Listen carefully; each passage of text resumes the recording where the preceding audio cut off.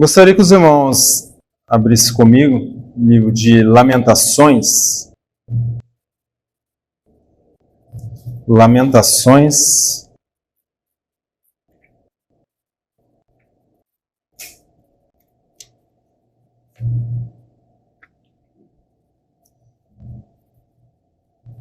Lamentações, capítulo 4.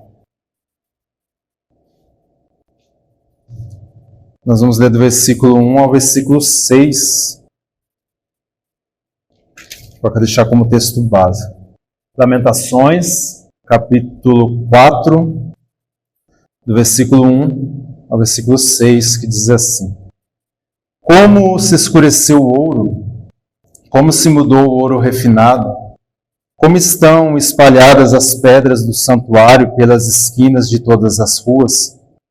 Os nobres filhos de Sião, comparáveis a puro ouro, como são agora reputados por objetos de barro, obra das mãos de oleiro. Até os chacais dão o peito, dão de mamar a seus filhos. Mas a filha do meu povo tornou-se cruel, como as avestruzes do deserto. A língua da criança que mama fica pegada pela sede ao céu da boca. Os meninos pedem pão e ninguém há que lhe dê. Os que se alimentavam de comidas finas desfalecem nas ruas. Os que foram criados entre escarlatas, se apegam aos monturos. Porque maior é a maldade da filha do meu povo do que o pecado de Sodoma, que foi subvertida como no momento sem o emprego de mãos humanas. Amém? Irmãos, pode tomar assento? Irmãos, tem uma história, verídica sobre Billy Graham. Foi um dos maiores missionários do século XX. Acho que muitos aqui conhecem, já ouviram falar de Billy Graham. E Billy Graham, como muitos já conhecem, era um grande missionário, conferencista, pregava para muitas pessoas, para uma plateia muito grande.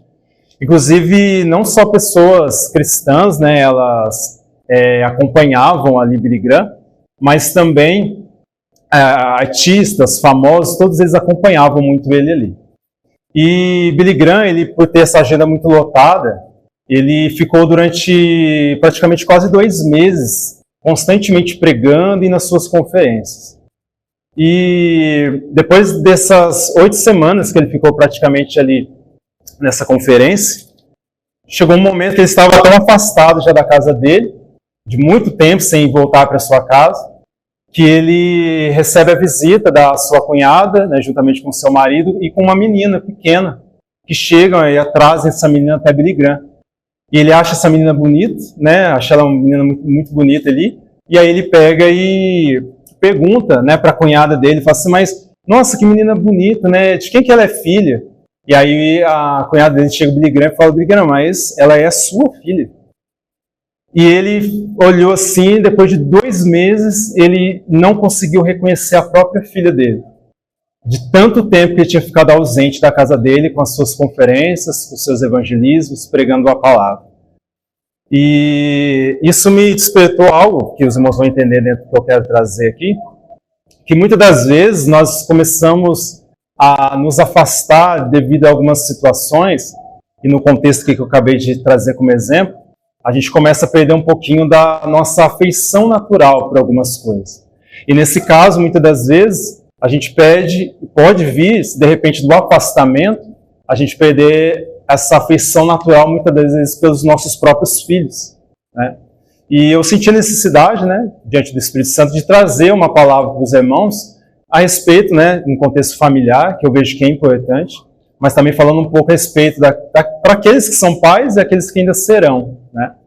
E nós vemos, muitas das vezes, no contexto de hoje, essa falta de afeição natural, de muitos pais para com seus filhos. Na verdade, isso soa até estranho, porque é mais do que natural que os seus pais tenham plena afeição pelos seus filhos. Que os seus pais se preocupem com os seus filhos, que não negligenciem os seus filhos. A gente tem alguns textos, que a gente pode observar dentro da própria Escritura. A gente vê em Isaías 49:15, texto bem conhecido que diz, né, pode uma mãe se esquecer do seu próprio filho que amamenta? É como se o texto dissesse, é muito difícil, é pouco provável que uma mãe venha se esquecer do seu próprio filho, deixe de amamentar o seu próprio filho. A gente vê também lá em Lucas 11, versículo 11, que o próprio Jesus diz, qual de vós que sois, né, que são pais, o seu filho te pedindo um pão, você oferece uma pedra. Ou seja, aí no versículo 13 ali do capítulo 11 ele vai dizer, se vós sendo maus, né, pecadores, sabem dar boas coisas aos seus filhos, quanto mais o vosso Pai que está nos céus não dará também grandes coisas a vocês. Então, seja do pai, seja da mãe, essa afeição natural ela é constante na vida de um pai e de uma mãe. Mas aqui nesse texto, né, para os irmãos entenderem, em Lamentações 4 a gente tem um contexto aqui de 5 poemas de Jeremias, né? Só que especificamente aqui no capítulo 4, Jeremias ele tem as suas lamentações, o livro já descreve, sobre a destruição ali de Jerusalém, mas no capítulo 4 em específico, nós vemos aqui Jeremias descrevendo o estado em que a cidade ficou. Não só a cidade, mas as pessoas que habitavam ali, né, e que ficaram ali em Jerusalém. Eu acredito que os irmãos já ouviram falar, né, a respeito da invasão de Jerusalém por Nabucodonosor. Né? Nabucodonosor ele invadiu Jerusalém ali 3 vezes, né? Uma em 605, outra em 597 e a outra, né, em 586. E foram 3 vezes que ele foi ali, invadiu Jerusalém com seus exércitos. E aí na terceira vez, né, e última, a gente vê Jeremias descrevendo como ficou a cidade completamente destruída. E ele vai narrar várias coisas ali, como a cidade ficou, como os moradores ali ficaram. Ali não tinha mais nobres, ali não tinham pessoas com dinheiro, ali não tinham pessoas com vaidade, como o texto aqui também acabou de dizer. Ali só ficaram pessoas em Jerusalém, os que já tinham ido para a Babilônia. Só ficaram pessoas muitas vezes doentes, pessoas pobres, pessoas com fome, pessoas abandonadas.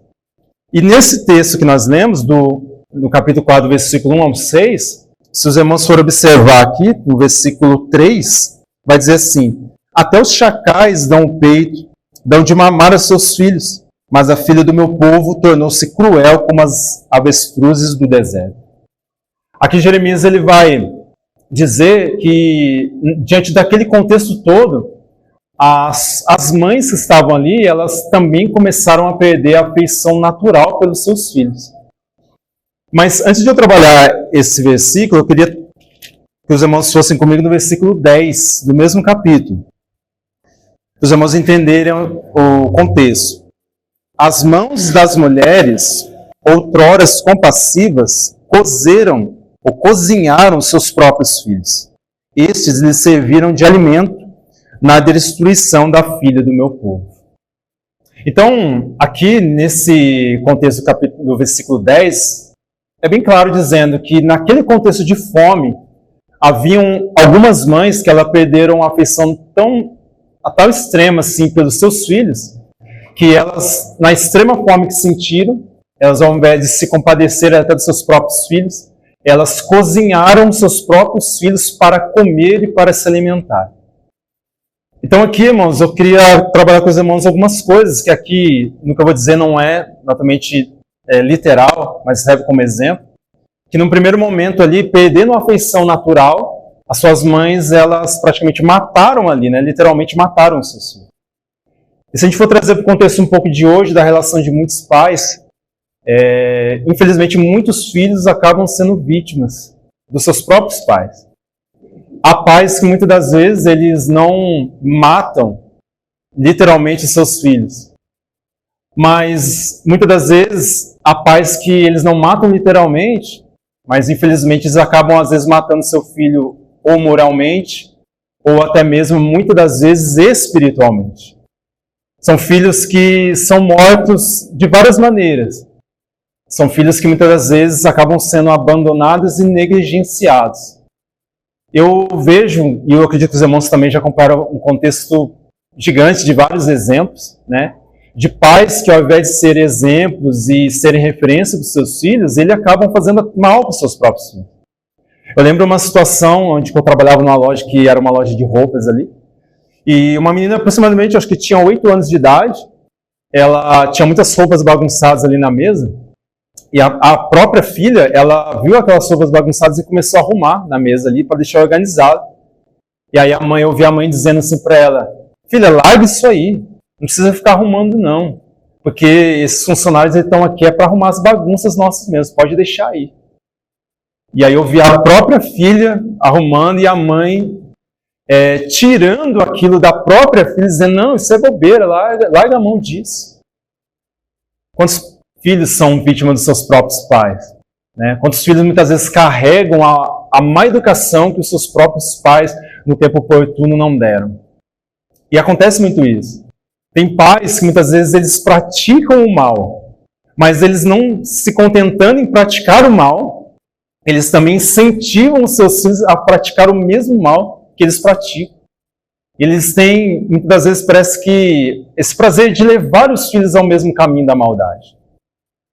Tem um texto que é muito interessante de ver lá em Mateus, no capítulo 23, o versículo 13, que Jesus vai chegar nos fariseus e escribas e vai dizer isso.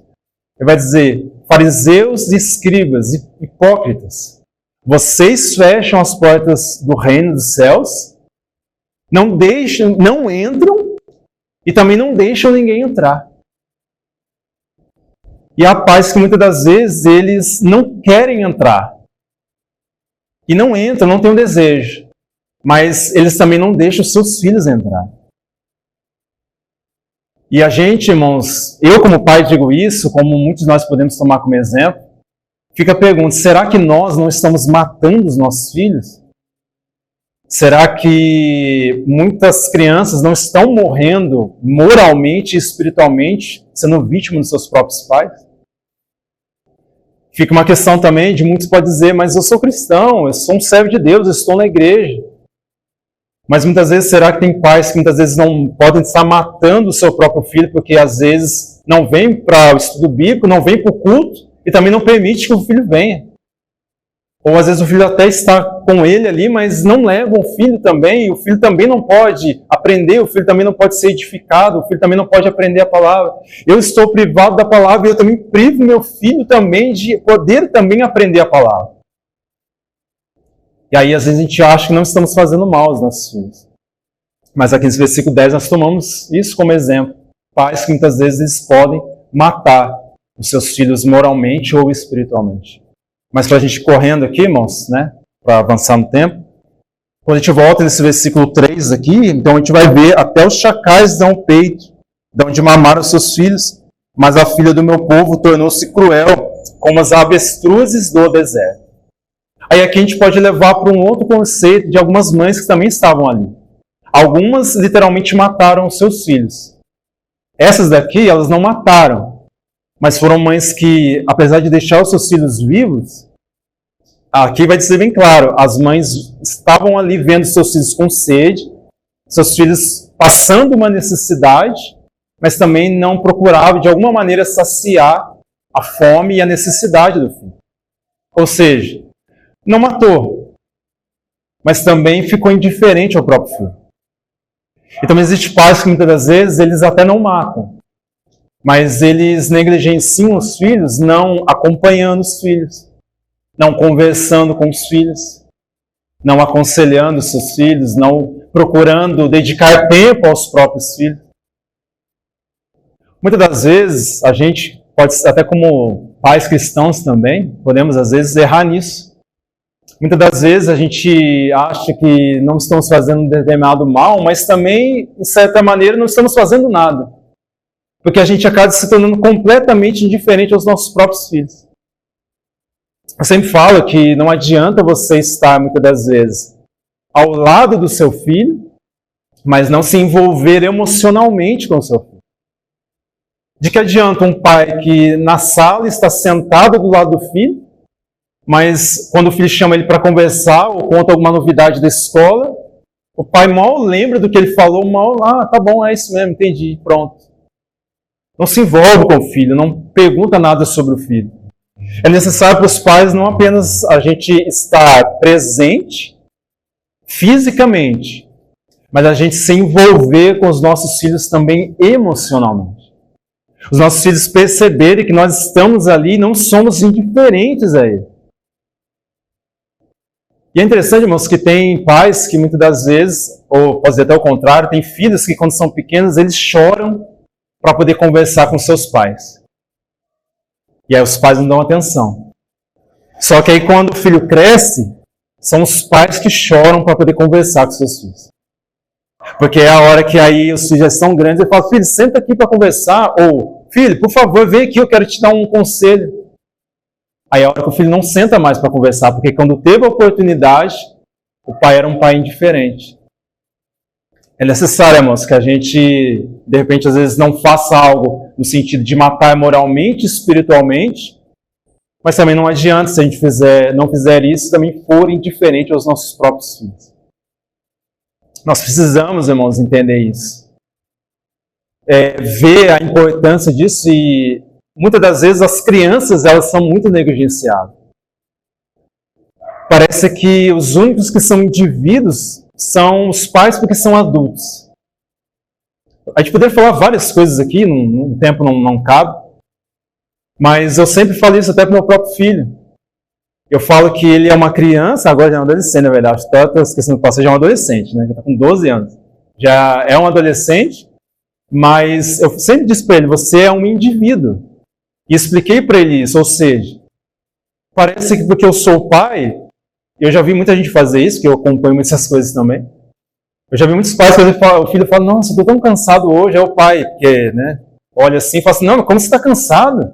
Você nem trabalhou, você não tem conta para pagar, você não tem preocupação, você está cansado do quê?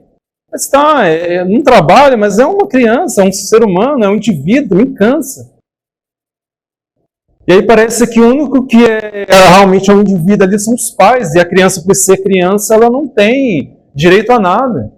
São pais que muitas das vezes eles têm vergonha, eu acho que não têm direito de pedir desculpa quando erra com o filho. Muitas das vezes cheguei no meu filho, desculpa, eu errei nisso. Aí tem pais que pedem desculpa para ele, se ele nunca chegou e pediu desculpa para o próprio filho, porque ele é criança mesmo, ele tem que me obedecer. Crianças são crianças, mas são indivíduos. Sentem, choram, sofrem, merecem um pedido de desculpa, merecem uma atenção. Mas, irmãos, são inúmeras situações e a base que eu queria trazer, os irmãos, seria isso, em princípio.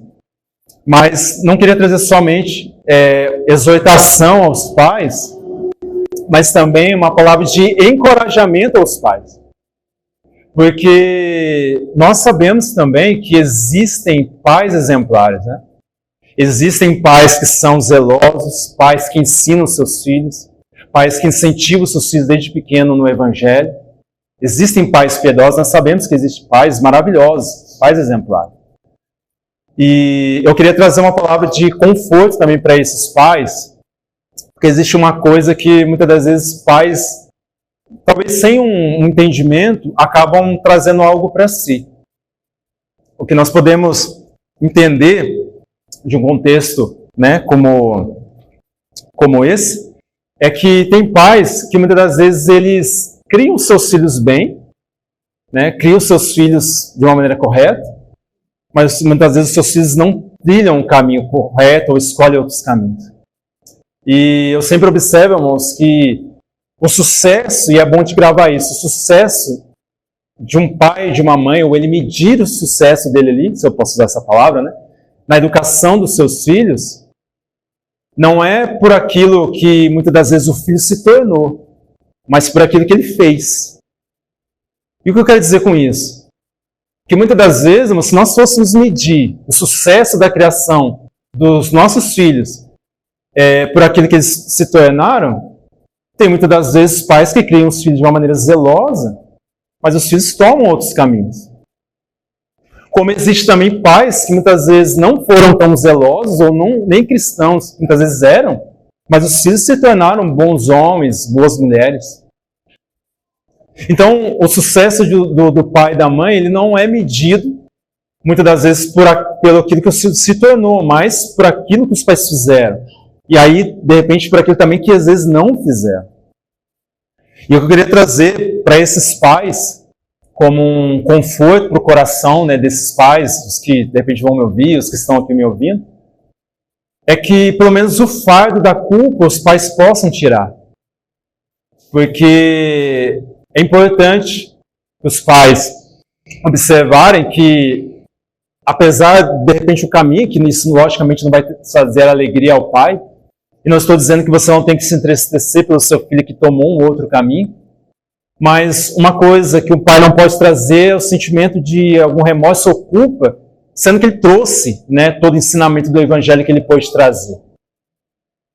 E eu queria trazer esse conforto para esses pais. Talvez, né, você pai, você mãe, que tem educado, ou que educou, mas infelizmente seu filho tomou um outro caminho.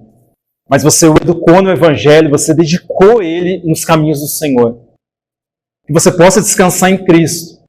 E o desejo do meu coração é que o Senhor possa trabalhar também no coração, né, desse filho, dessa filha, para que ele possa se converter, né, ao Evangelho do Senhor Jesus Cristo.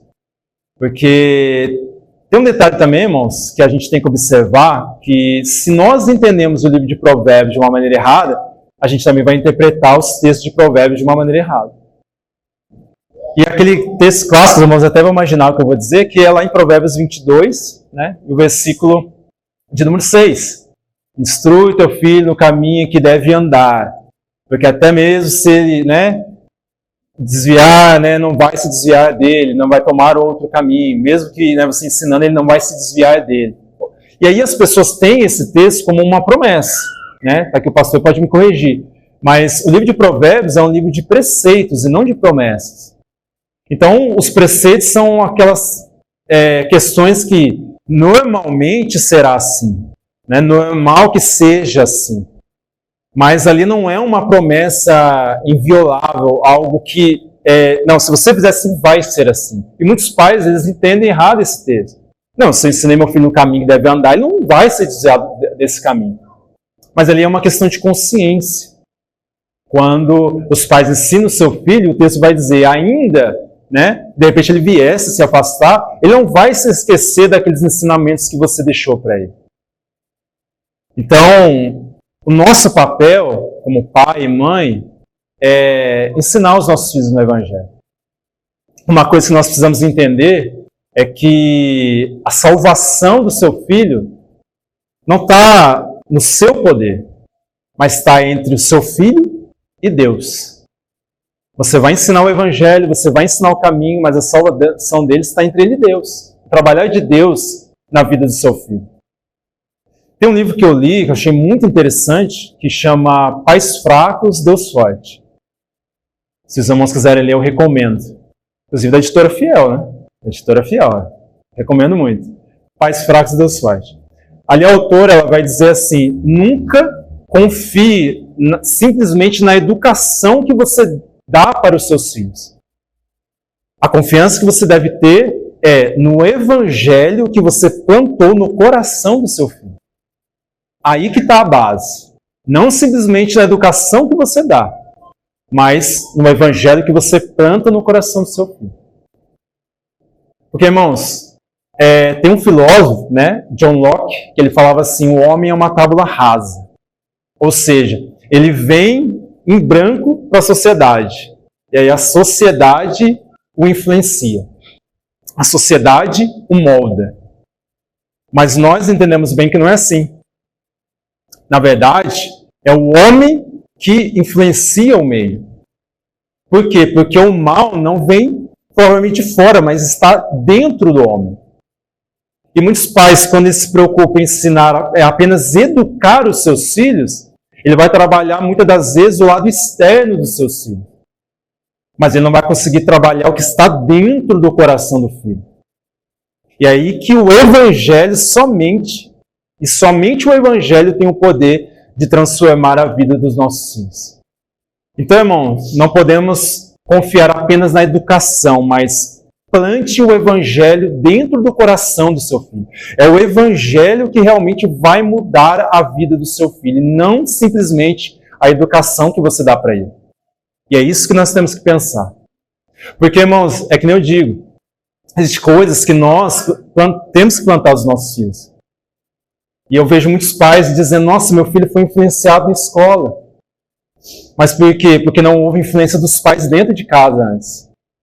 Muitas das vezes, e várias vezes o Davi, quando ele vem até mim, ele não pega o que os colegas, ou adere com os colegas dele diz. Ele chega, pai, eu ouvi isso e meus colegas falaram isso. Isso é verdade? Mas por quê? Porque foi criado um laço de diálogo dentro de casa.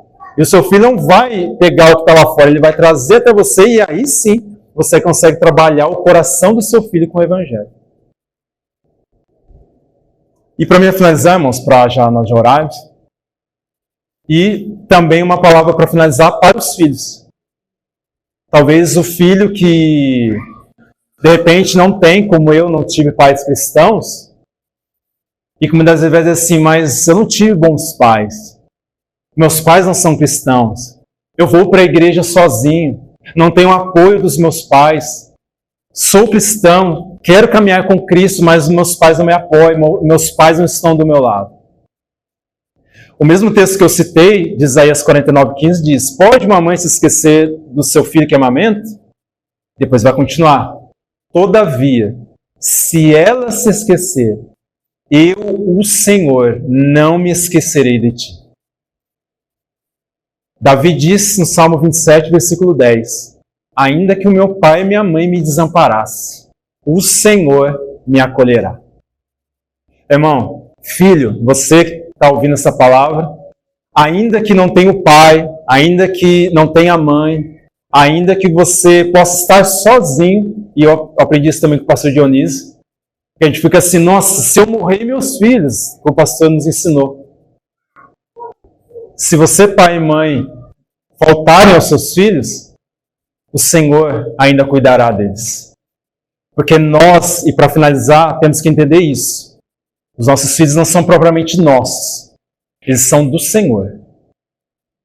Então, ainda que nós, como pais, vamos faltar, você que é filho, o Senhor há de estar contigo.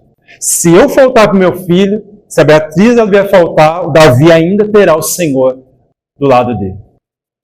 A nossa dependência, os nossos filhos estão nas mãos do Senhor.